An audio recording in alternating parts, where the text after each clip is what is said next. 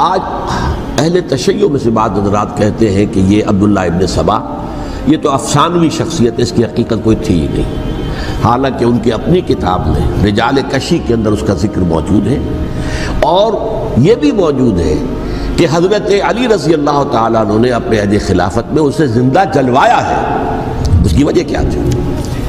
یہ آیا مدینہ کے اندر اسلام کا لبادہ اوڑھ کر اس نے چند عقیدوں کی اشاعت شروع کی۔ سب سے پہلے حضرت علی تو خدا ہیں، گاڈ انکارنیٹ، اوتار کا تصور، جیسے ہندوؤں میں ہے رام چندر جی خدا کا اوتار، اور عیسائیت میں بھی پہلے گاڈ انکارنیٹ کا تصور تھا کہ حضرت مسیح خدا کا اوتار ہے، انکارنیشن آف گاڈ۔ تو اس نے کہا کہ حضرت علی تو خدا کا اوتار ہے، خدا ہے۔ نمبر 2، اس نے کہا کہ ہر نبی کا ایک وصی ہوتا ہے جس کے حق میں وہ وصیت کرتا ہے، تو حضور صلی اللہ علیہ وسلم کے وصی حضرت علی ہیں، لہذا خلیفہ تو اول روز سے حضرت علی ہیں، حضرت ابو بکر، حضرت عمر، حضرت عثمان، یہ تو غاصب ہیں، اور حضرت عثمان کی خلافت تھی اس وقت خاص طور پر۔ پھر اس نے جو قبائلی عصبیت تھی اسے بھڑکایا۔ پرانی جو عصبیت چل رہی تھی قریش کے اندر، وہ دو گھرانے ایک دوسرے کے مد مقابل تھے۔ دیکھیے، ایک ہوتا ہے قبیلہ، ایک ہوتا ہے گھرانہ۔ ہمارے پنجاب میں ایک قبیلہ ہے وٹو قبیلہ، اس کے گھرانے بہت سے، مانے کے، لالے کے، فجے کے، شامت کے، یعنی کوئی لالا تھا ان میں سے بڑا، ان کے بیٹے ہو گئے لالے کے، ان کی اولاد، خاندان یہ کہلاتے ہیں۔ قبیلہ ایک، یہ وٹو قبیلہ۔ تو قبیلہ تھا قریش، اس میں گھرانے بہت تھے، بنو ہاشم، بنو امیہ، بنو تیم، بنو عدی، یہ بہت سے گھرانے تھے۔ تو چوٹی کے دو گھرانے جو تھے وہ بنو ہاشم اور بنو امیہ، ان کے درمیان چپقلش تھی، مقابلہ، مسابقت، اور یہ مسابقت فی الخیر بھی ہوتی تھی۔ اگر انہوں نے غریبوں کو کھانے کھلائے ہیں تو ہم ان سے بڑھ کر کھلائیں گے، اگر وہ حاجیوں کی خدمت کرتے ہیں تو ہم ان سے بڑھ کر کریں گے۔ تو ان کے اندر یہ مسابقت فی الخیر بھی تھی، لیکن چپقلش تھی کہ کوئی ہم سے آگے نہ نکل جائے، وہ سمجھتا تھا وہ آگے نہ نکل جائے۔ اس شخص نے اس پرانی عصبیت کو تازہ کیا کہ حضور تو بنو ہاشم میں سے تھے، لہذا خلافت حق ہے بنو ہاشم کا، یہ غاصب ہے۔ اس سے پہلے دو خلفاء جو تھے وہ نہ بنو ہاشم سے تھے نہ بنو امیہ سے تھے۔ حضرت ابو بکر بنو تیم میں سے تھے، چھوٹا قبیلہ تھا۔ حضرت عمر بنی عدی میں سے تھے، وہ بھی چھوٹا قبیلہ تھا۔ یہ حضرت عثمان پہلے خلیفہ جو بنو امیہ میں سے تھے، جن کی پرانی چپقلش بنو ہاشم سے تھی۔ اب اس کو موقع مل گیا کہ پرانی قبائلی عصبیت کو بھڑکائے۔ یہ ہے اصل میں اس فتنے کا پس منظر عبداللہ ابن سبا نے جو آ کر پھیلایا ہے، اور اس کی تفصیل میں اس وقت میں نہیں جا سکتا، کیسے یہ فتنہ پروان چڑھا، کیا انہوں نے اسٹریٹجی اختیار کی، کہ یہ کیا کرتے تھے، گروہ بنا کر بھیجتے تھے لوگوں کو، کوفے میں جاؤ تو وہاں پر دمشق کے گورنر کے خلاف اور مصر کے گورنر کے خلاف الزامات لگاؤ، اس نے یہ کیا، وہ غبن کر گیا، وہ یہ کر گیا، وہ خیانت کر رہا ہے، وہ رشتہ داروں کو پال رہا ہے، اور عثمان کے خلاف بھی تقریریں کرو رضی اللہ تعالیٰ عنہ۔ دمشق میں جاؤ تو کوفے کے گورنر کے خلاف، کیونکہ دمشق کے گورنر کے خلاف بات کرو گے تو لوگوں کو معلوم ہوگا کہ یہ جھوٹ بول رہے ہیں، لیکن یہ کہ وہاں تو تم بات کرو کوفے کے گورنر کے خلاف اور مصر کے گورنر کے خلاف اور حضرت عثمان کے خلاف۔ مصر میں جاؤ تو بات کرو کوفے کے اور شام کے گورنر کے خلاف اور حضرت عثمان کے خلاف۔ یہ انہوں نے ایسا اٹھایا، اور اس زمانے میں آپ کو معلوم ہے ذرائع رسل و رسائل تھے نہیں، نہ اس فتنے کی پتہ چل سکا جب تک کہ وہ فتنہ جو ہے پوری طرح برگو بار لا کر تراور درخت نہیں بن گیا۔ اس کے نتیجے میں حضرت عثمان رضی اللہ تعالیٰ عنہ شہید ہوئے، اور خلیفہ پھر حضرت علی رضی اللہ تعالیٰ عنہ کو انہی سوائیوں نے، جنہوں نے گھیراؤ کیا تھا، جنہوں نے حضرت عثمان کو شہید کیا ہے، یہی حضرت علی رضی اللہ تعالیٰ عنہ کے ارد گرد ہو گئے۔ اور حضرت علی رضی اللہ تعالیٰ عنہ بھی نہیں چاہتے تھے خلافت کی بیعت لینا، لیکن آخر کیا کرتے؟ کیا وہ امت کو بغیر خلیفہ کے چھوڑ دیتے؟ حضرت زبیر سے کہا گیا، انہوں نے نہیں مانا، رد کر دی بات۔ حضرت طلحہ سے کہا گیا، انہوں نے نہیں مانا، حضرت علی سے کہا گیا، اب عشرہ مبشرہ میں سے یہی تو تھے نا، لہذا انہوں نے تسلیم کر لیا، خلافت ہو گئی۔ لیکن اس کے بعد جو خانہ جنگی ہوئی ہے، اس خانہ جنگی کے نتیجے میں نوٹ کر لیجئے کہ 1,00,000 کے قریب مسلمان ایک دوسرے کی تلواروں اور نیزوں اور برچھیوں اور تیروں سے ختم ہو گئے، ہلاک ہو گئے۔ یہ ہماری تاریخ کا تاریک ترین باب ہے، 5 سال 4.5 سال حضرت علی کی خلافت کے اور 6 مہینے حضرت حسن کی خلافت کے رضی اللہ تعالیٰ عنہ۔ اس سے کیا ہوا کہ ایک طرف تو اسلام کی جو توسیع ہو رہی تھی، تھمتا نہ تھا کسی سے سیل رواں ہمارا، وہ سیلاب رک گیا، انٹرنل سیبوٹاج ہو گئی نا، اب تو اندر ہی آپس ہی میں اگر دست و گریبان ہو گئے تو باہر اب کیا توسیع کرتے ہیں، وہ توسیع کا عمل رک گیا۔ اور یوں سمجھیے کہ جیسے ٹرک اگر کبھی چل رہا ہو، بھرا ہوا ہو، لوڈڈ، اور وہ چڑھائی چڑھ رہا ہو، تو اگر کہیں موشن ٹوٹ جائے، ٹرک کو رکنا پڑے، تو ڈرائیور کے جان پر بن جاتی، اس لیے کہ اس کو دوبارہ سٹارٹ کرنا، اور جبکہ وہ چڑھائی پر ہے، انکلائن پر ہے، آسان کام نہیں ہوتا، خطرہ ہوتا ہے وہ پیچھے جو ہے وہ نہ جائے۔ اور پہاڑی علاقوں میں آپ کو معلوم ہے ذرا پیچھے چلے جانے کا مطلب جو ہے بہت خطرناک جو ہے نتیجہ نکل سکتا ہے۔ بہرحال حضرت علی رضی اللہ تعالیٰ عنہ نے اپنے خلافت میں ایک کام یہ کیا، اب اس کی کیا مصلحتیں تھیں یہ تو انہی کے علم میں ہوگا، ہم قیاس کر سکتے ہیں، میں اس میں نہیں جانا چاہتا۔ ابھی تک خلافت کا مرکز تھا مدینہ منورہ، حضرت ابوبکر، حضرت عمر، حضرت عثمان، وہیں جہاں حضور صلی اللہ علیہ وسلم رہے تھے اور جہاں پر کہ حضور مدفون تھے۔ لیکن حضرت علی نے اپنا مرکز جو ہے وہ کوفہ بنا دیا۔ اچھا، اس کی ایک ظاہری وجہ یہ سمجھ میں آتی ہے کہ اسلام کا جو پھیلاؤ ہو گیا تھا، وہ سلطنت اتنی وسیع ہو گئی تھی کہ مدینہ منورہ بہت جنوب میں اور بڑے صحرا کو عبور کر کے جانا ہوتا تھا۔ کوفہ جبکہ ایسی مقام پر تھا کہ جہاں سے مشرقی راستہ جا رہا ہے ایران کو، عراق کے اندر تو ہے وہ شہر کوفہ، اور پھر ایران اور خراسان اور ہندوستان کو راستہ جا رہا ہے، وہیں سے شمال کی طرف جا رہا ہے، شام کی طرف اور ترکی کی طرف، اور وہاں سے پھر یہ کہ مغربی افریقہ کو بھی کنٹرول کرنا، جو شمالی افریقہ کو وہ بھی آسان تھا۔ بہرحال حضرت علی نے کوفہ کو اپنا مرکز بنایا، اور نتیجہ یہ ہوا کہ سبائیوں کا بھی مرکز وہی بن گیا، چونکہ انہوں نے اپنے آپ کو گردا گرد رکھا حضرت علی کے رضی اللہ تعالیٰ عنہ۔ اب ظاہر بات ہے کسی پرٹیکولر پرسن کے خلاف تو کوئی مقدمہ موجود تھا نہیں، بلکہ جب جنگ جمل ہو رہی تھی، ابھی جنگ نہیں ہوئی تھی، حضرت عائشہ، حضرت طلحہ، حضرت زبیر وہ لے کر آئے تھے ایک لشکر اس مطالبے کے لیے کہ حضرت عثمان کے قاتلوں کو سزا دی جائے، قصاص لیا جائے۔ حضرت علی رضی اللہ تعالیٰ عنہ سے گفت و شنید ہو رہی تھی، حضرت علی جو ہے اس پر آمادہ ہو گئے کہ ٹھیک ہے، میں جو بھی قاتلین عثمان ہیں ان کو گرفتار کر کے سزا دوں گا۔ عین اسی وقت کوفے کی مسجد کے اندر جو ہے 10,000 کا مجمع کھڑا ہو گیا، ہم سب قاتل عثمان ہیں، لو ہم سے بدلہ کہاں سے لوگے۔ اور انہوں نے کیا کیا، جاتے ہی جنگ چھیڑ دی، جب چھڑ جائے تو یا مرو یا مارو، اس کے سلاوت کو چارہ کار ہوتا ہی نہیں۔ ایک رات میں 10,000 مسلمان شہید ہوئے، جن میں 2 عشرہ مبشرہ میں سے حضرت زبیر اور حضرت طلحہ رضی اللہ تعالیٰ عنہ۔ تو یہ صورت تھی، سبائیوں نے گھیراؤ کیا حضرت علی کا رضی اللہ تعالیٰ۔ حضرت معاویہ دعوے دار نہیں تھے خلافت کے، قطعاً نہیں، ان کا صرف ایک دعویٰ تھا، اور وہ یہ تھا کہ عثمان کے قاتلوں کو گرفتار کرو، یا خود سزا دو یا ہمارے حوالے کرو، ہم اس سے قصاص لیں گے۔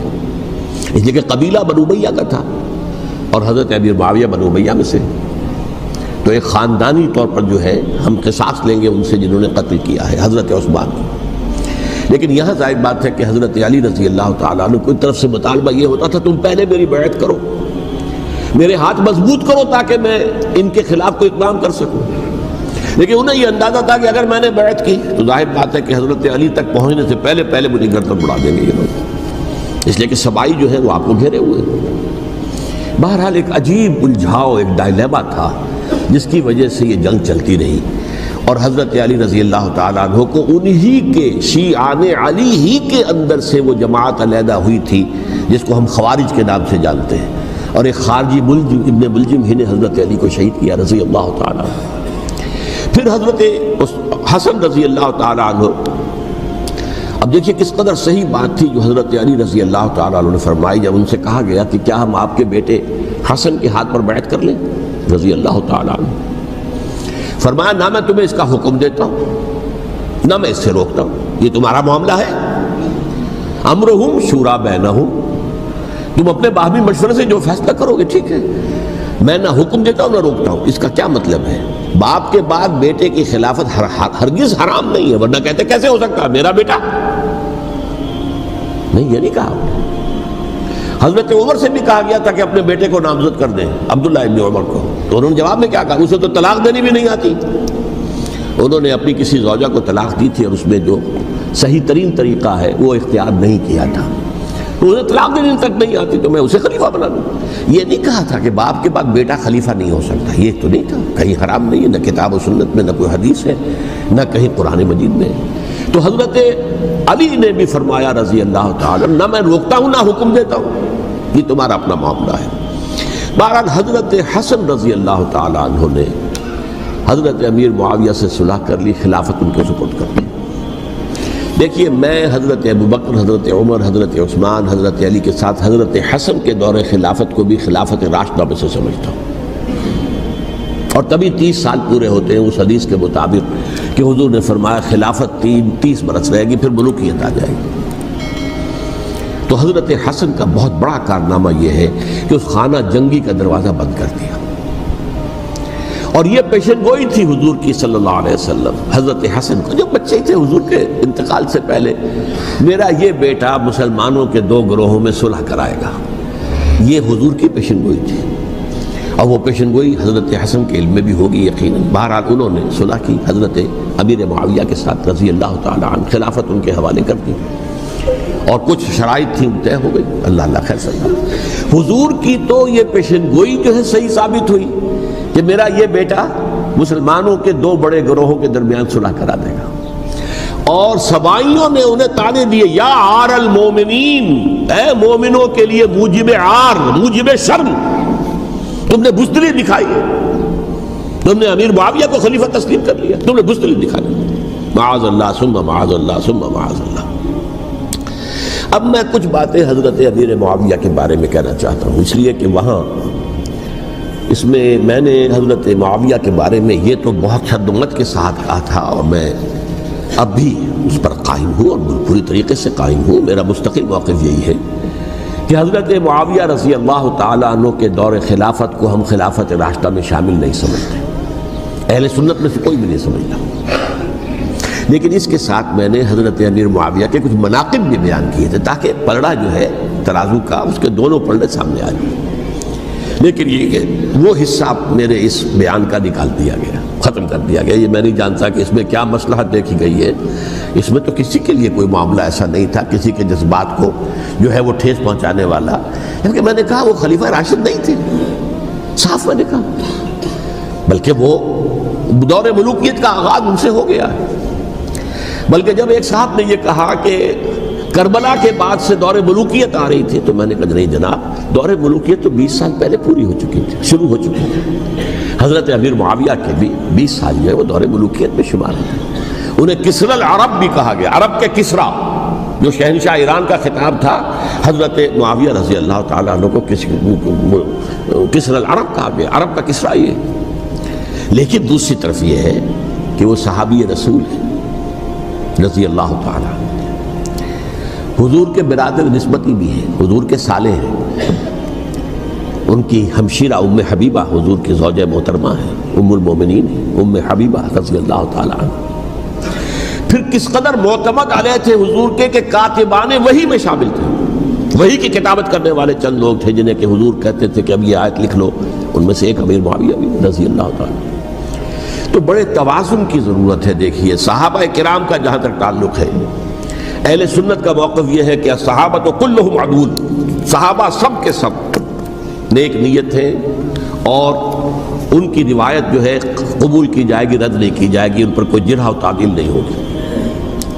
اس لیے کہ ان کا تزکیہ محمد رسول اللہ صلی اللہ علیہ وسلم نے کیا تھا. لہٰذا یہ تو ہو سکتا ہے کہ کسی صحابی سے کوئی خطا ہو جائے, لیکن وہ خطا اجتہادی ہوگی, نیت کی خطا نہیں ہوگی, نیت کی غلطی نہیں ہوگی. اگر کسی صحابی کی نیت پر حملہ کیا جائے تو یہ اصل میں طعن ہے, حملہ ہے حضور پر کہ وہ تربیت دے نہیں سکے اپنے ساتھیوں کو. معاذ اللہ ثم معاذ اللہ ثم معاذ اللہ, وہ تزکیہ کر ہی نہیں سکے. 3 جگہ جو قرآن میں آیا ہے یتلو علیہم آیاتہ ویزکیہم, تو کیا تزکیہ کیا؟ اگر ان کے قریب ترین ساتھی جو تھے, اگر ان کے اندر بھی بدنیتی تھی اور دنیا کی طلب تھی اور دنیا کے اندر اقتدار حاصل کرنے کا جذبہ تھا, تو پھر کیا تزکیہ کیا؟ معاذ اللہ ثم معاذ اللہ. لہذا صحابہ سب کے سب عدول ہیں, اور ان سے اختلاف ممکن ہے, لیکن ان کی نیت پر حملہ نہیں ہو سکتا. تو حضرت امیر معاویہ کی شخصیت ایک چیز ہے، آپ کا دور خلافت دوسری چیز ہے۔ شخصیت کے اعتبار سے صحابی رسول ہیں، برادر نسبتی ہیں حضور کے صلی اللہ علیہ وسلم، اور پھر یہ کہ اس قدر معتمد علیہ ہے صحابہ میں سے کہ وہ کاتبان وحی، یہ عام آدمی کے کرنے کا کام نہیں تھا جو وحی کی کتابت کرے، اللہ کے کلام کی۔ البتہ یہ ہے کہ جیسا کہ میں نے عرض کیا، ان کا دور خلافت راشدہ نہیں ہے، وہ ملوکیت کا دور ہے۔ یہ میں نے عرض کیا، میں نے ایک صاحب نے جب یہ کہا کہ ملوکیت شروع ہو رہی تھی، میں نے کہا شروع نہیں ہو رہی تھی، ملوکیت تو 20 سال پہلے شروع ہو چکی تھی۔ اسی طریقے سے ایک صاحب نے کہا تھا کہ اسلام کو قائم کرنے کے لیے حضرت حسین میدان میں آئے، میں نے کہا یہ بھی غلط ہے، اسلام تو 60 سال پہلے قائم ہو چکا تھا، نبی اکرم صلی اللہ علیہ وسلم کے دست مبارک سے اسلام قائم ہو گیا، جاء الحق وزهق الباطل ان الباطل کان زہوقا، پھر 30 برس تک وہ کامل شکل کے اندر قائم رہا۔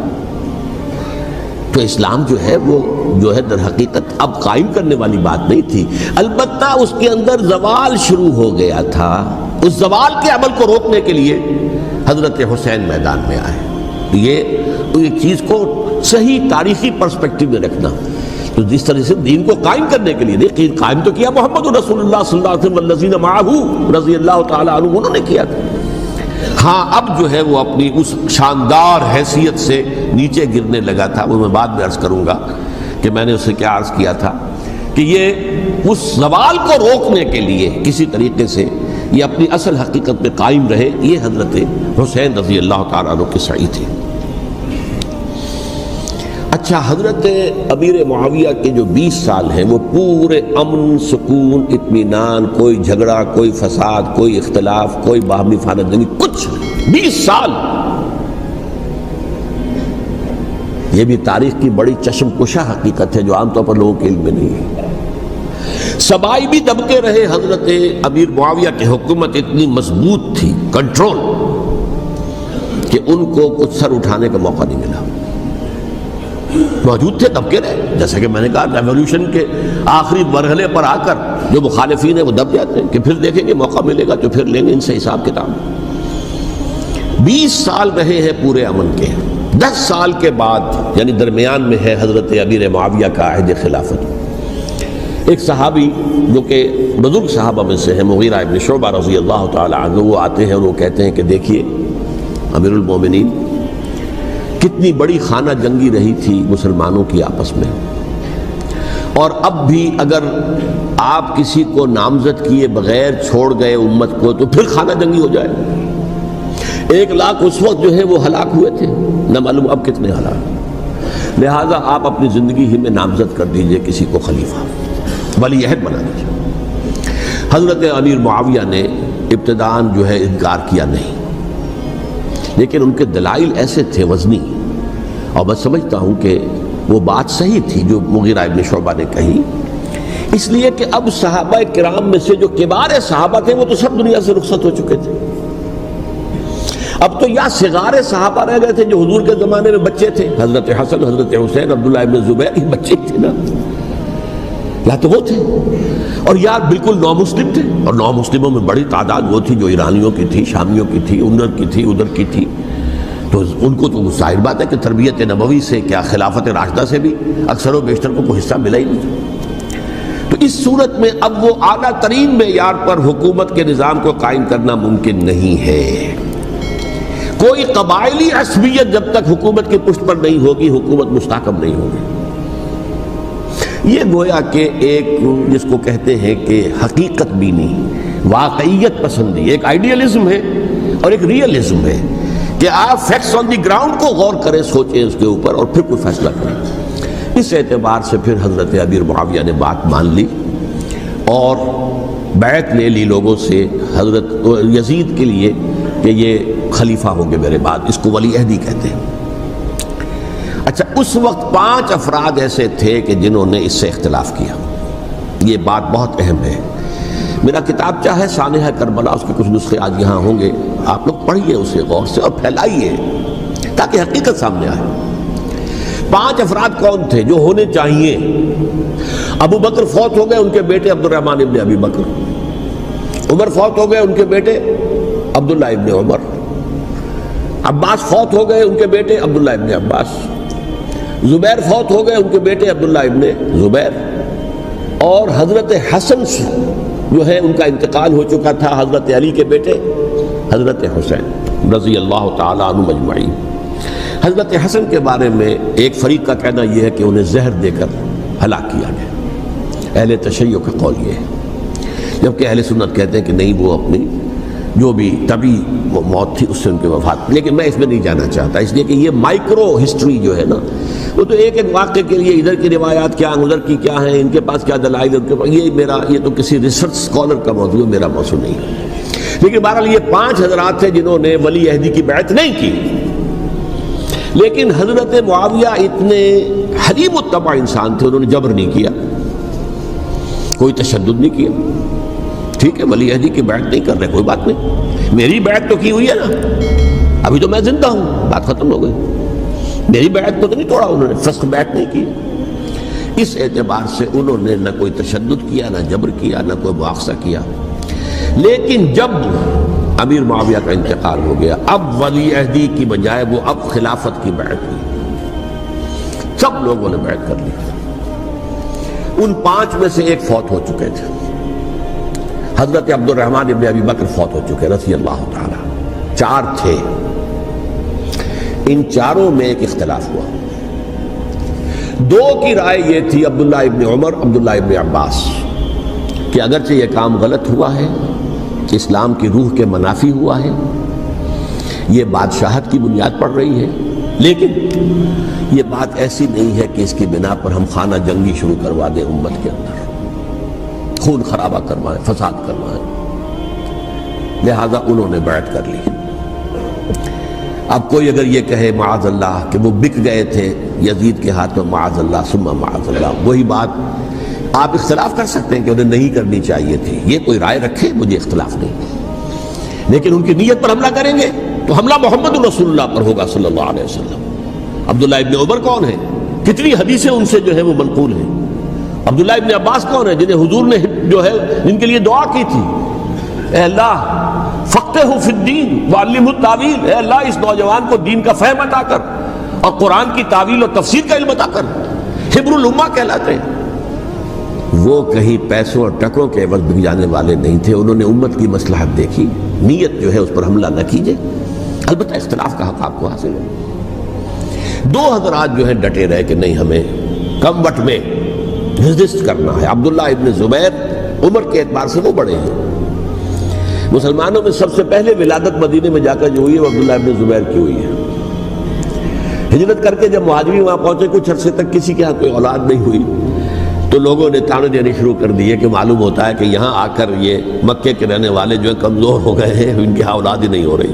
تو جب عبداللہ ابن زبیر کی ولادت ہوئی ہے، یہ حضرت ابو بکر کے نواسے ہیں، حضور کی زوجہ محترمہ حضرت عائشہ کی بہن، حضرت دیکھیے ابھی نام نکل گیا ہے جی، حضرت اسماء رضی اللہ تعالی عنہا عنہما، یہ ان کے صاحبزادے ہیں، حضرت زبیر کے بیٹے۔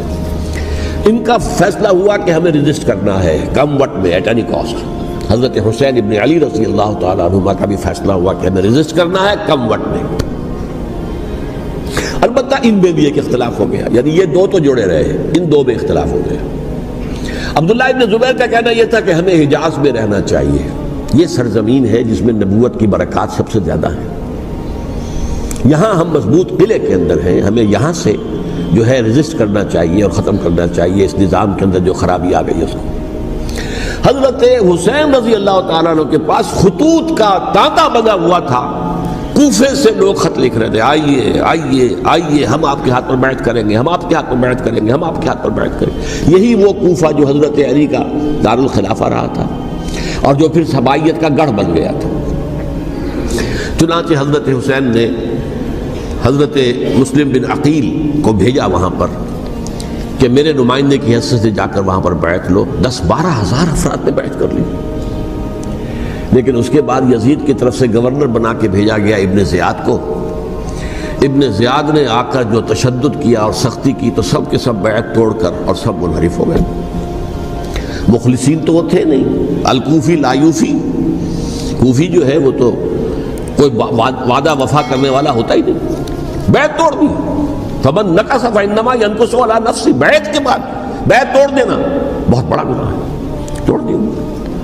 ادھر اطلاع مل گئی حضرت حسین کو، چل چکے تھے وہ، راستے میں تھے کہ وہاں تو مسلم بن عقیل شہید ہو گئے اور سب لوگوں نے بیعت توڑ دی۔ اب واپس جانا چاہتے تھے لیکن مسلم بن عقیل کے بیٹے جو ہے اڑ گئے۔ یہ عرب کی اپنی ایک جو ہے پرانی ان کی حمیت اور ان کا قبائلی نظام کہ اب ہم اپنے والد کے خون کا قصاص لیے بغیر نہیں جائیں گے۔ حضرت حسین رضی اللہ تعالیٰ عنہ کی مروت اور شرافت کہ یہ میرا ساتھ دینے کے لیے آئے تھے، اب میں ان کا ساتھ نہ دوں تو یہ تو شرافت اور مروت کے خلاف ہے۔ کہا اچھا چلو چلتے۔ وہاں جا کر بھی عین اپنے میدان کے اندر بھی حضرت حسین رضی اللہ تعالیٰ عنہ نے 3 چیزیں پیش کی ان کوفیوں کے لشکر کے خلاف۔ سب سے بڑا لشکر کے اندر سب سے بڑے تو کوفی تھے جنہوں نے بیعتیں کی ہوئی تھی حضرت حسین کے ساتھ۔ دیکھو مجھے جانے دو واپس حجاز کی طرف، یا مجھے سرحدوں پر بھیج دو تاکہ میں کافروں کے ساتھ جنگ کرتے ہوئے اپنی جان دے دوں، یا مجھے یزید کے پاس جانے دو، میں اپنا معاملہ اس سے طے کر لوں۔ لیکن کوفیوں کو یہ گوارا نہیں تھا۔ اگر یہ یزید کے پاس پہنچ گئے تو ہمارا کچا چٹھا بیان کر دیں گے کہ مجھے تو ان لوگوں نے برگلا کر بلایا تھا۔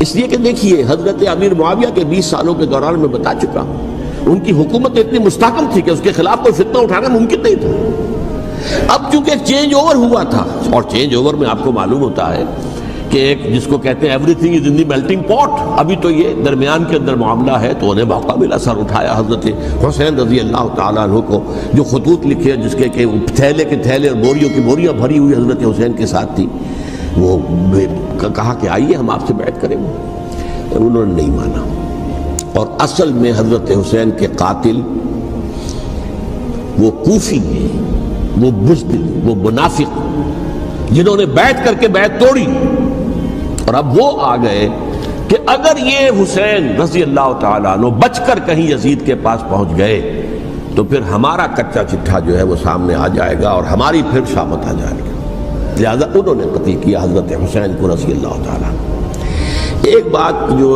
علامہ ڈاکٹر قلب صادق نے فرمائی، اور مجھے میرے علم میں یہ بات پہلے نہیں تھی، وہ یہ کہ حضرت حسین کے قتل کا فتویٰ ایک بہت بڑے مفتی نے دیا تھا۔ یہ بات بھی ذرا سمجھ لیجیے، حضرت حسین رضی اللہ تعالیٰ عنہ کے قتل کا فتویٰ ایک بہت بڑے مفتی نے دیا تھا۔ کیوں دیا تھا؟ اس لیے کہ حضور کی احادیث موجود ہیں کہ جب ایک شخص کی ایک خلیفہ کی بیعت ہو جائے تو دوسرا اگر کھڑا ہو تو اسے قتل کر دو، کھلی حدیث۔ اسی لیے ایک بہت بڑے مفسر بھی ہیں، فقیہ بھی ہیں، قاضی ابن العربی رحمۃ اللہ علیہ، ایک ابن عربی ہیں الف لام کے بغیر، ابن عربی، وہ بہت بڑے صوفی ہیں، فلسفی ہیں، اندلس کے ہیں۔ یہ قاضی ابن العربی ہیں جنہوں نے قرآن کی ایک تفسیر لکھی ہے اس اعتبار سے کہ صرف ان آیات کی تفسیر جن سے کہ فقہی احکام جو ہے ان کا استنباط ہوتا ہے۔ یہ 2 تفسیریں اس طور سے لکھی گئی ہیں قرآن مجید کی، احکام القرآن ان کا نام ہے دونوں کا، جن میں سے ایک جو ہے قاضی ابن العربی کی ہے۔ ان کا ایک جملہ نقل ہوتا ہے، قتل الحسین بسیف جدہ، حسین قتل ہو گئے اپنے ہی نانا کی تلوار سے۔ وہ تلوار کیا تھی؟ جب کسی کی بیعت ہو چکی ہو پھر کوئی کھڑا ہو مدعی خلافت، قتل کر دو۔ میرے نزدیک حضرت حسین مدعی خلافت نہیں تھے، یہ بات اس وقت سامنے لوگوں کے نہیں آئی، بلکہ حکومت نے یہ باور کرا دیا کہ یہ تو باغی ہے، یہ مدعی ہے خلافت کے۔ انہوں نے تو دعویٰ نہیں کیا خلافت کا، وہ تو صرف اس عمل کو روکنے کے لیے میدان میں آئے تھے۔ اور اس بات کو اچھی طرح سمجھ لیجئے کہ اس وقت تک یہ جو تصور آج ہمارے پاس ہے کہ ریاست علیحدہ ہے، حکومت علیحدہ ہے، state of Pakistan, we are loyal to the state of Pakistan, ہم ریاست پاکستان کے وفادار ہیں، گورنمنٹ آف پاکستان کے وفادار نہیں ہیں۔ We are not loyal to the government. Government تو کبھی بے نظیر کی تھی، ہم اس کے خلاف تحریک چلا رہے تھے، یا کبھی کسی اور کی تھی اس کے خلاف تحریک چل رہی ہے، یا کبھی ضیاء الحق کی تھی اس کے خلاف تحریک چل رہی ہے۔ گورنمنٹ کو بدلنا تو عوام کا حق ہے، آج، اس وقت نہیں تھا۔ اس وقت ریاست اور حکومت کا کوئی فرق نہیں تھا۔ لہذا جو حکومت سے اختلاف کرے گویا کہ باغی ہے۔ یہ ہے اصل میں وہ پیچیدہ مسئلہ کہ کیوں کسی مفتی نے فتویٰ دے دیا؟ اس لیے کہ اس وقت تک ریاست اور حکومت کا فرق واضح نہیں تھا دنیا پر۔ یہ تو ابھی کوئی 100-150 سال کی بات ہے کہ آج ہمارا جو پولیٹیکل سائنس کا ایولیوشن ہوا ہے وہ اس اسٹیج تک پہنچ گیا ہے کہ اسٹیٹ علیحدہ ہے، حکومت علیحدہ ہے۔ حکومت تو اسٹیٹ کے 3 آرگنز میں سے ایک آرگن ہے۔ ایڈمنسٹریشن حکومت کی ہے، جوڈیشری ہے اور لیجسلیچر ہے، 3 آرگنز ہیں بڑے بڑے، ان میں سے ایک ہے۔ تو حکومت کو بدلنا تو عوام کا حق ہے، چاہے وہ ووٹ کے ذریعے بدلے چاہے ایجیٹیشن، اگر پرامن ایجیٹیشن ہے اس سے حکومت کو بدلنے کا حق حاصل ہے دستوری طور پر ہر اعتبار سے۔ اس وقت یہ نہیں تھا، لہذا صورتحال یہ بن گئی کہ حکومت وقت نے باور کرا دیا مسلمانوں کو، ورنہ سوچئے نواسۂ رسول کو قتل کرنا کوئی آسان کام تھا؟ آخر سب کلمہ گو تھے کہ نہیں تھے؟ کلمہ گو تو تھے نا، اور حضور سے عقیدت اور محبت میں کمی، لیکن یہ کہ فتویٰ اگر ایک بہت بڑے مفتی کا، جو کہ حضرت علامہ ڈاکٹر قلب صادق صاحب نے فرمایا، مجھے اس مفتی کا نام بھی معلوم نہیں، کہ ایک مفتی ہی کا فتویٰ تھا وہ، جس کے بنا پر اب ان لوگوں نے حضرت حسین کو قتل کیا، اور یہی وجہ ہے کہ انہوں نے پھر خیموں کو بھی آگ لگا دی۔ وائی حالانکہ دیکھیے اگر دشمنی کا انتقام ہوتا تو حضرت علی بن حسین جو بیمار تھے، جو بعد میں زین العابدین رحمۃ اللہ علیہ کے نام سے پھر یہ اہل تشیع کے چوتھے امام معصوم ہیں، حضرت علی، حضرت حسن، حضرت حسین، اور پھر حضرت علی بن حسین زین العابدین رحمۃ اللہ علیہ، کیا ان کو بھی قتل کرتے تھے؟ حضرت حسین کی نسل ہی ختم ہو جاتی، لیکن نہیں کیا۔ آگ کیوں لگائی؟ آگ اس لیے لگائی کہ وہ جو ڈاکومنٹری پروف ہے ہماری غداری کا یزید کے خلاف حضرت حسین کو جو ہم نے دعوت دی، وہ جو ڈاکومنٹری پروف خطوط کی شکل میں موجود ہے وہ ختم ہو جائے، ڈسٹرائے ہو جائے۔ اس کے لیے انہوں نے خیموں میں آگ لگائی۔ بہرحال یہ ہے تاریخی پس منظر، یہ اسی سبائی فتنے کا تسلسل ہے جس نے سب سے پہلے حضرت عثمان کی جان لی رضی اللہ تعالیٰ عنہ۔ 5 سال تک مسلمانوں میں خانہ جنگی رکھی ہے، حضرت علی کو پھر شہید کیا، اور اس کے بعد جو ہے 20 سال حضرت امیر معاویہ کے تو سر نہیں اٹھا سکے، لیکن پھر جب ایک چینج اوور ہو رہا تھا تو اس وقت انہوں نے موقع غنیمت سمجھا کہ اب کھڑے ہو جاؤ اور اب دوبارہ ایک فتنہ جو ہے اس کو امت کے اندر پیدا کر دو۔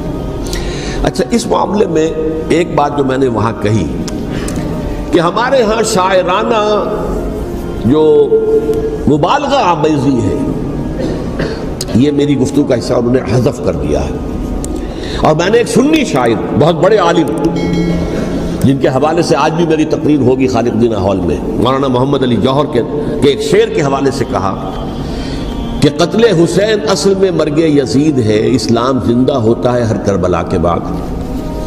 میں نے کہا بالکل محمل شعر ہے، اسلام مرا ہی نہیں تھا، زندہ ہونے کا کیا سوال؟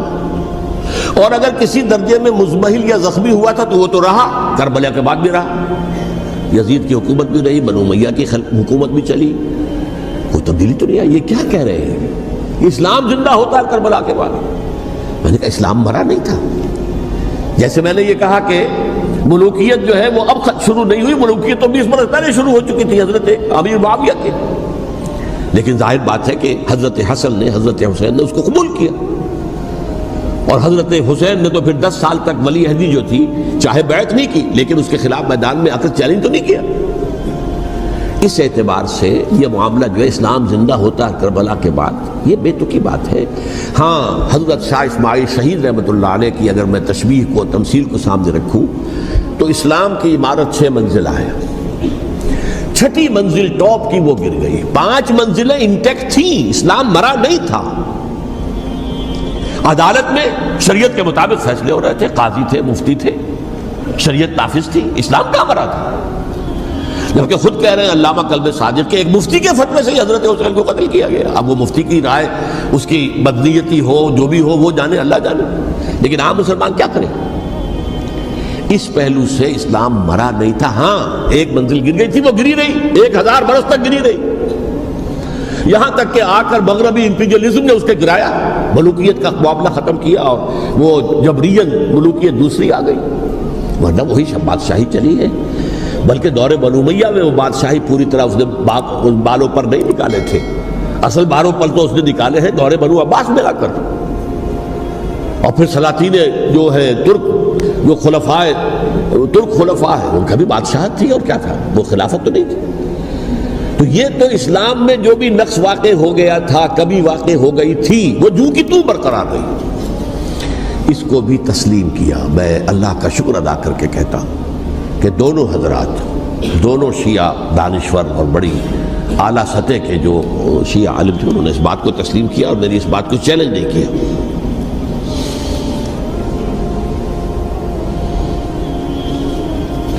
اصل میں تیسری بات میں نے یہ کہی کہ دیکھیے حضرت حسین رضی اللہ تعالی عنہ کی اس شہادت کے بعد، اس کے بعد واقعہ حرہ بھی ہوا، جو واقعہ کربلا سے بھی بعض اعتبارات سے زیادہ بھیانک اور زیادہ گھناؤنا واقعہ بنو امیہ کی تاریخ ہے، جس کو لوگ جانتے ہی نہیں۔ مدینہ کے کچھ لوگوں نے بغاوت کی اور انہوں نے اس کے خلاف فوج بھیجی، اور فوج کو جب مدینہ فتح کر لیا، 3 دن کے لیے حلال کر دیا، جو چاہو کرو، یہاں جسے چاہو مارو، جسے چاہو لوٹو، جس کا گھر چاہو برباد کرو، جس عورت کو چاہو ریپ کرو۔ اور یہ مدینہ النبی کے اندر ہوا، تو کاٹ کھانے والی ملوکیت کے اندر بہت سے واقعات ہوئے۔ عبداللہ ابن زبیر کھڑے ہوئے، انہوں نے حکومت قائم کی تھی، لیکن یہ کہ وہ تو 6 سال کے لیے کامیاب بھی رہے، ایک حکومت قائم کی، بنو امیہ کے ہاتھ پر بیٹھ نہیں کی، بالآخر ان کی حکومت بھی ختم ہو گئی۔ پھر حضرت زید کھڑے ہوئے، انہوں نے بغاوت کی، وہ بھی ناکام رہ گئے۔ پھر بنو عباس میں کھڑے ہوئے حضرت نفس زکیہ، حضرت حسن رضی اللہ تعالیٰ عنہ کے اولاد میں سے، وہ بھی ناکام ہو گئے، شہید ہو گئے۔ پھر یہ سمجھ لیا گیا کہ اب یہ جہاں تک 6ٹھی منزل ہے وہ تو دوبارہ تعمیر نہیں ہو سکتی، یہ تو جس کی لاٹھی اس کی بھینس، جس کے پاس طاقت ہوگی اس کی حکومت ہوگی، جس کا قبیلہ زیادہ قوی ہوگا، جس قبیلے میں زیادہ عصبیت ہوگی، مضبوط ہوگا، متحد ہوگا، طاقتور ہوگا، اسی کی حکومت ہوگی۔ البتہ اس کے نیچے لوگوں کے اخلاق کی اصلاح کرو۔ صوفیاء کرام نے وہ کام اپنے ذمے لیا، اور بالکل وہی کام ہے کہ جو ائمہ اہل بیت کرتے رہے۔ حضرت حسن کی اولاد میں پھر حضرت علی بن حسین رضی اللہ تعالی، حضرت حسین کی اولاد میں پھر امام محمد باقر، امام محمد جعفر صادق، اور اس کے بعد بھی 5 اور، کسی نے بغاوت نہیں کی۔ جیسے علماء کرام کام کر رہے تھے اور جیسے صوفیاء کرام کام کر رہے تھے، ایسے ہی وہ مسلمانوں کی علمی تربیت، روحانی تربیت و تزکیہ کر رہے تھے، کسی نے حکومت کو چیلنج نہیں کیا۔ نوٹ کر لیجیے اس بات کو۔ حضرت علی نے بھی چیلنج نہیں کیا تھا، حضرت حسن نے چیلنج نہیں کیا، خود صلح کر لی۔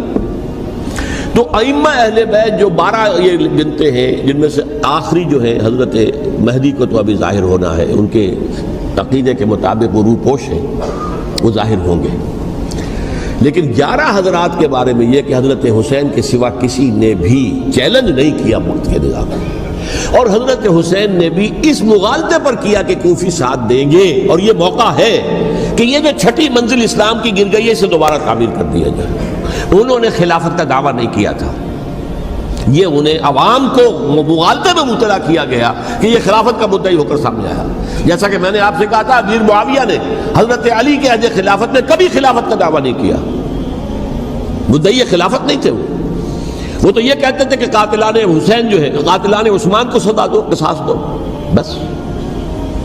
اسی طرح حضرت حسین نے بھی، اب دیکھیے اس ضمن میں اس میں کوئی شک نہیں ہے، حضرت حسین رضی اللہ تعالی عنہ کی جو شہادت ہوئی ہے، ان کے ساتھیوں کی، اعزاء و اقارب کی،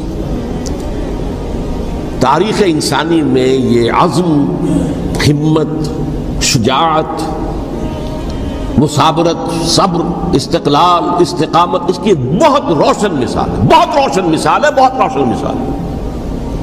لیکن اس سے تاریخ کی رفتار پر کوئی اثر نہیں پڑا۔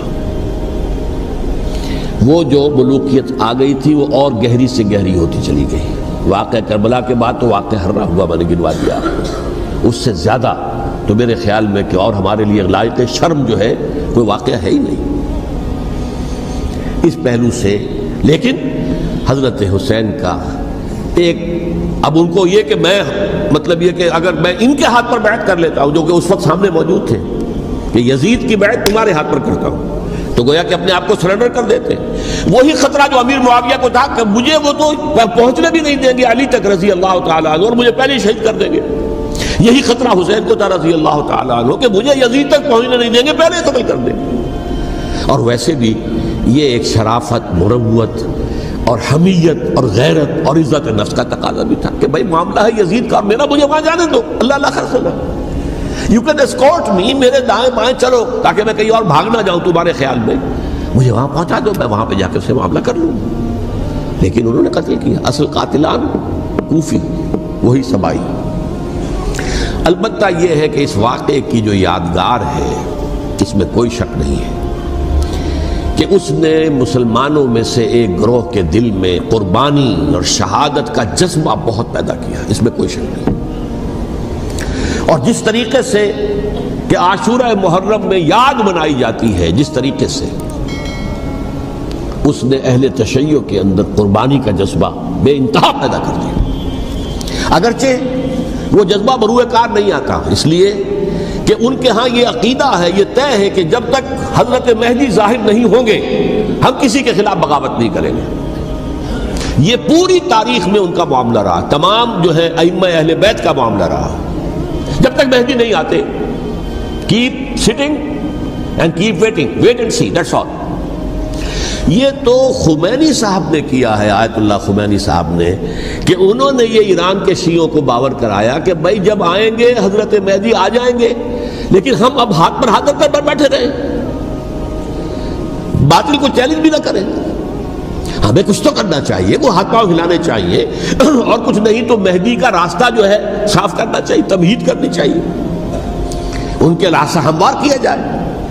تو یہ ان کی بڑی عظمت ہے آیت اللہ خمینی صاحب کی کہ اہل تشیع ایران کے جو ہے ان سے انہوں نے یہ بات منوا لی کہ ہم بالکل انرٹ نہیں بیٹھے رہیں گے، بلکہ اب انہیں نائب امام قرار دے کر اور ولایت فقیہ کے فلسفے کے حوالے سے، یہ دو چیزیں ان کی جو ہیں بنیادی فلسفے کی ہیں، وہ اس وقت میرا موضوع نہیں ہے. انہوں نے عوام کو ایسا کھڑا کیا ہے کہ 20,000 سے لے کر 30,000 کے درمیان انسانوں نے جانیں دے دی. عورتوں کے جلوس نکلے، شیرخوار بچہ گود میں ہے عورت کے، اور گولی کھا رہی ہے اور مر رہی ہے، گر رہی ہے. آپ سوچئے زندگی کتنی عزیز ہوتی ہے، اور شیرخوار بچے کے لیے ماں کی جو زندگی ہے، اس ماں کو اپنی زندگی کتنی عزیز تر ہوگی کہ اپنے لیے نہیں تو اس بچے کے لیے مجھے جینا ہے. لیکن نہیں، گولیاں کھائیں اور گری. یہ جذبہ انہی میں ہے. واقعہ یہ ہے کہ اہل سنت کے اندر یہ جذبہ نہ ہونے کے برابر ہے. یہ میں واشگاف الفاظ میں کہہ رہا ہوں. پورے عالم اسلام میں صرف شیعہ ایران ایسا نکلا ہے کہ جس نے بادشاہت کا خاتمہ کیا. باقی سعودی عرب میں بادشاہت بیٹھی ہوئی ہے، ڈٹ کر بیٹھی ہوئی ہے. اربوں ڈالر کا ایک ایک محل بنتا ہے ان بادشاہوں کا، اور سنی سن ہے، سن، کوئی حرکت نہیں. وہ تو اب جو حرکت ہو رہی ہے وہ اینٹی امریکن حرکت ہے جو ہو رہی ہے. در حقیقت وہ مسئلہ بالکل دوسرا ہے جو اس وقت ہو رہا ہے. لیکن یہ کہ عالم اسلام میں کوئی تحریک ایسے نہیں اٹھی. یہ اہل تشیع میں ہے، جو بالکل استثنائی بات ہے کہ انہوں نے جو ہے ایک ایسا بادشاہ جس کو کہا جاتا تھا کہ اس کا جو اسلحہ خانہ ہے وہ ایشیا میں سب سے بڑا اسلحہ خانہ ہے، جو 2500 سالہ پرانی جو ایک عظمت تھی ایران کی، اس کو دوبارہ تازہ اور زندہ کرنا چاہتا تھا. 2500 سالہ برسی اس نے منائی تھی، اس کے لیے ایک شہر آباد کیا تھا کہ خسرو یا سائرس یا ذوالقرنین قرآن مجید کی اصطلاح میں اس کی یادگار بنائی تھی. اور وہ سوچ رہا تھا کہ وہی عظمت دوبارہ ایران کی ہوگی جو کہ خسرو کے زمانے میں تھی، جس کا قرآن مجید میں سورہ کہف کے اندر ذکر ہے. مشرقی فتوحات، مغربی فتوحات، شمالی فتوحات. تو وہ بادشاہ جو ہے اس کو بھاگنا پڑا وہاں قربانی کی وجہ سے. تو یہ جو ہے واقعہ کربلا نے، اس میں کوئی شک نہیں ہے کہ ایک ایسی مشعل روشن کی ہے جس کو کہ ہر شخص کو دیکھنا چاہیے. یہ بھی انسان، جیسے کہ اقبال نے ایک شعر کہا تھا غالب کے لیے، فکر انسان پر تیری ہستی سے یہ روشن ہوا ہے، پرے مرغ تخیل کی رسائی تاک ہو جا. تو فکر انسان پر حضرت حسین کی قربانی سے یہ واضح ہوا ہے کہ انسان کس حد تک جا سکتا ہے قربانی دینے کے لیے اپنے کسی مقصد کے لیے. مقصد ان کا جو تھا، میں نے اسی لیے آیت پڑھی تھی، معاذ اللہ ثم معاذ اللہ. میں ایک آخری بات جو کہہ رہا ہوں وہ نوٹ کر لیجئے. ایک خاص انتہائی نقطۂ نظر کے عام کیے جانے کی وجہ سے سنیوں میں بھی ایک انتہائی رد عمل پیدا ہوا ہے. Extreme rightist سنیز. اگر ایک طرف سے حملہ کیا گیا ہے حضرت عثمان کی نیت پر، ان کو خیانت کا الزام لگایا گیا، ان پر اقربا پروری کا الزام لگایا گیا، حضرت ابو موسیٰ اشعری پر خیانت اور غداری کا الزام لگایا گیا، یہ ساری چیزیں اگر صحابہ کرام کے اوپر ہوئی ہیں، امیر معاویہ پر، امیر اور عمرو بن العاص پر، تو جواب میں کچھ لوگ کھڑے ہو گئے. حضرت علی وہ اقتدار کے طالب تھے، معاذ اللہ ثم معاذ اللہ ثم معاذ اللہ. یہ اہل سنت کا موقف نہیں ہے. حضرت حسین اقتدار کے طالب تھے، ہرگز نہیں ہرگز نہیں ہرگز نہیں. وہی اصول جو میں نے بتایا تھا سب کے لیے لاگو رہے گا. وہ امیر معاویہ کے لیے ہے تو حضرت علی کے لیے بھی ہے، حضرت حسین کے لیے بھی ہے. یہ نیک نیت ہے. آپ ان کی کسی رائے سے اختلاف کر سکتے ہیں لیکن ان کی نیت پر حملہ نہیں کریں گے. نیت پر حملہ کریں گے آپ کا ایمان بالرسالت جو ہے وہ بدبو ہو جاتا ہے. یہ رسول کے ساتھ بھی ہے. رسول نے ان کا تزکیہ کیا، یتلو علیہم آیاتہ ویزکیہم، اس کا سارا عمل محمد کا کیا ہوا صلی اللہ علیہ وسلم. تو صحابی کے معاملے میں یہ ہمارے ہاں ان کو اہل سنت جو ہیں جو معتدل مزاج کے، اکثریت ان کی، یہ تو چند لوگ ہیں ذرا قلم چلا لیتے ہیں تو ان کی بہت سی کچھ چھوٹی چھوٹی کتابیں بھی شائع ہو گئی ہیں بہت، لیکن انہیں اہل سنت نے قرار دیا ناسبی یا خارجی. جیسے خوارج نے کہا تھا حضرت علی بھی کافر ہے اور حضرت امیر معاویہ بھی کافر ہے، حضرت عمرو بن العاص بھی کافر ہے، معاذ اللہ ثم معاذ اللہ. ایسے ہی کچھ لوگ حضرت حسین پر بھی الزام لگاتے ہیں کہ اقتدار کی ہوس اور طلب کے اندر انہوں نے یہ سارا سفر کیا تھا اور بس یہ ہے کہ وہ جو بازی تھی وہ ہار گئے. اللہ اللہ خیر صلی اللہ، اس سے آگے کیا ہے معاملہ؟ نہیں، معاذ اللہ ثم معاذ اللہ. اسی لیے میں نے آیت آج جو پڑھی تھی ایک اور جو بہت بظاہر آپ کو معلوم ہوئی ہوگی، غیر متعلق ہے میرے آج کے عنوان سے. تلک الدار الآخرۃ نجعلھا للذین لا یریدون علوا فی الارض ولا فسادا. یہ سورہ قصص کے آخری آیات میں سے. دیکھو یہ آخرت کا گھر جو ہے وہ ہم خاص کر دیں گے ان لوگوں کے لیے جو اس زمین میں اپنے اقتدار کے طالب نہیں ہوتے. زمین میں اقتدار کے طالب ہوگے فساد ہو جائے گا. تم بھی طالب میں بھی طالب، جھگڑا ہوگا، لڑائی ہوگی، دنگا ہوگا، فساد ہوگا. تلک الدار الآخرۃ نجعلھا للذین لا یریدون علوا فی الارض ولا فسادا. جو لوگ زمین میں اپنے اقتدار کے طالب اور اس کے نتیجے میں فساد پیدا کرنے والے نہیں ہیں ان کے لیے ہم نے آخرت کا گھر خاص کیا ہے. والعاقبۃ للمتقین، اور عاقبت جو ہے انجام کار آخرت جو ہے وہ تو متقیوں کے لیے ہے. اسی میں آئیں گے سب صحابہ کرام، خواہ وہ حضرت علی ہیں رضی اللہ تعالیٰ عنہ اور خواہ وہ حضرت امیر معاویہ ہیں، حضرت عثمان ہیں رضی اللہ تعالیٰ عنہما، خواہ حضرت حسن ہیں، حضرت حسین ہیں رضی اللہ تعالیٰ عنہما، خواہ عبداللہ ابن زبیر ہیں، خواہ عبداللہ ابن عباس ہیں، خواہ عبداللہ ابن عمر ہیں رضی اللہ تعالیٰ عنہم اجمعین. اس اصول کو سامنے رکھ کر اختلاف آپ کر سکتے ہیں کسی سے بھی، لیکن کسی کی نیت پر حملہ کریں گے تو اصل میں آپ کا ایمان بالرسالت مجروح ہو جائے گا. علی کو نبی اکرم صلی اللہ علیہ وسلم نے اپنا نائب بنا کر چھوڑا تھا جب غزوہ تبوک میں جا رہے تھے مدینے میں. حضرت علی نے کہا بھی کہ مجھے آپ عورتوں کے ساتھ بٹھا کے جا رہے ہیں. فرمایا تمہارا مقام میرے ساتھ وہی ہے جو موسیٰ کے ساتھ ہارون کا تھا. ہارون کو چھوڑ کر گئے تھے نا یہودیوں کے پاس جب گئے تھے تورات لینے کے لیے، تو تمہارا وہی مقام ہے میرے ساتھ. تو یہ حضرت علی ہے رضی اللہ، ان کے بارے میں میرا ان کی کیا عظمت میری نگاہ میں. تو یہ 3 کتابچے ہیں، مجھے نہیں معلوم تیسرا یہاں ہے یا نہیں ہے، بہرحال آپ لوگوں کو ریکمینڈ کر رہا ہوں کہ ان کا مطالعہ کریں. اب یہ کہ آخری بات یہ کہ اصل ہمارے کرنے کا کام کیا ہے. دیکھیے کیوں نہیں کیا کسی نے بھی خروج کا معاملہ، وہ میں واضح کر چکا ہوں. بغاوت نہیں کی، کیوں؟ ایک تو ریاست اور حکومت میں فرق نہیں تھا. ذرا کھڑا ہو اور وہ باغی قرار پائیں گے، واجب القتل ہو جائیں گے، فتوے کی زد میں آ جائے، یہ معاملہ تھا. اور دوسرے یہ کہ عمارت پوری گری نہیں تھی، ایک منزل گری تھی نا. آج ہم کہاں کھڑے ہیں؟ پوری عمارت گری ہوئی ہے. نہ شرعی عدالتیں ہیں، نہ شرعی فیصلے ہیں، نہ احکام الہی نافذ ہیں، نہ حدود اور قصاص کے معاملات، کچھ بھی نہیں. ہمارا فرض کیا ہے؟ حضرت حسین کی مدح کرتے رہیے، تعریف کرتے رہیے، صحابہ کرام کی مدح کرتے رہیے، مدح صحابہ، اس کے لیے مجلسیں قائم ہو رہی. بھائی کر کیا رہے ہو؟ تھے تو آبا وہ تمہارے ہی، مگر تم کیا ہو؟ ہاتھ پر ہاتھ دھرے منتظر فردا ہو. تلک امۃ قد خلت لہا ما کسبت ولکم ما کسبتم. وہ تو ایک امت تھی جو چلی گئی، اللہ کے ہاں پہنچ گئے۔ جو کچھ انہوں نے کمایا وہ ان کے لیے، تمہارے لیے نہیں ہے، تمہارے لیے وہ ہوگا جو تم کماؤ گے۔ ہمارے لیے راستہ اب یہی ہے کہ خلافت راشدہ کے مکمل نظام کو اثر نو قائم کرنے کے لیے منہج انقلاب نبوی کو اختیار کریں۔ میری کتاب اس پر، کیسٹس اس پر، آڈیو کیسٹس، ویڈیو کیسٹ، سی ڈیز، نہ معلوم ڈی وی ڈی، سب کچھ موجود ہے۔ سیرت النبی پر تو میں عرض کر چکا ہوں، فلسفہ سیرت النبی سمجھنا ہے تو میری کتاب پڑھیے، ورنہ سیرت النبی آپ پڑھ لیں گے، واقعات معلوم ہو جائیں گے، فلسفہ سیرت سامنے نہیں آئے گا۔ اس کا آپ مطالعہ کریں گے میری کتاب سے۔ اور دوسرے یہ کہ یہ خلافت قائم کرنے کے لیے جو جد و جہد ہم کر رہے ہیں، تحریک خلافت پاکستان جس کا میں داعی ہوں، ادنا سا، وہ تنظیم نہیں ہے، میں اس کا امیر نہیں، وہ ایک تحریک ہے۔ جیسے تحریک پاکستان کہلاتی تھی، جس کی تنظیم تھی مسلم لیگ، پارٹی کا نام مسلم لیگ تھا، لیکن تحریک پاکستان۔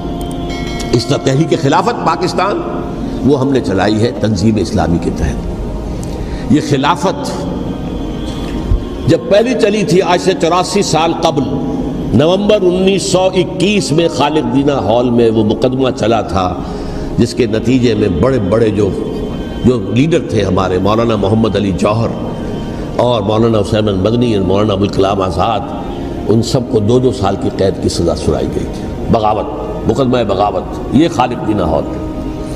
اسی میں سن 91 یا 92 میں نے 3 دن تقریریں کی تھیں، جن میں آج سے پھر میں 3 تقریریں کرنے والا ہوں، ایک آج شام کو، ایک کل شام کو رات 9 بجے، آج بھی کل بھی، ایک پرسوں اتوار کی صبح کو 10 بجے ہے کیا 11 بجے۔ تو ان میں آپ حضرات شرکت فرمائیں، تاکہ اصل جو ہمارے کرنے کا کام ہے، تاریخ کو بھی سمجھنا چاہیے، تاریخ کے عوامل کیا ہیں، کیا پس پردہ عوامل کار فرما تھے، کیا کسی شے کی اصل حقیقت ہے، وہ سمجھنا چاہیے۔ لیکن یہ ہے کہ اس اعتبار سے میں نے جب یہ لفظ استعمال کیا تھا اس مذاکرے میں، لپ سروس، کہ یہ ہم صرف لپ سروس کرتے رہے، مدح کے بیان کرتے رہے، منقبت بیان کرتے رہے، حضور کی نعتیں کہتے رہے، تو اس سے تو بات نہیں بنے گی جب تک کہ وہ فرض منصبی شہادت علی الناس کا جو ہمارے ذمے ہے بحیثیت امت محمد صلی اللہ علیہ وسلم، اس کو ادا نہ کرے۔ مجھے خوشی ہے کہ اس کی بھی تائید دونوں حضرات نے کی، ہاں یہ لپ سروس کا معاملہ ہے۔ اللہ تعالی حضرت حسین کے نقش قدم پر چلتے ہوئے، بلکہ اصل میں تو ہمارے لیے اسوہ رسول ہے محمد صلی اللہ علیہ وسلم کا، اس پر چلتے ہوئے ہم پاکستان میں اسلام کا نظام خلافت قائم کرنے کی جد و جہد کریں۔ اگر آپ کو ہماری ویڈیو اچھی لگی ہو تو ہمارے چینل کو سبسکرائب ضرور کریں۔ ڈاکٹر اسرار احمد رحمۃ اللہ علیہ کی وفات کے لیے سورہ فاتحہ پڑھ کر کامنٹ میں آمین لکھیں۔ شکریہ۔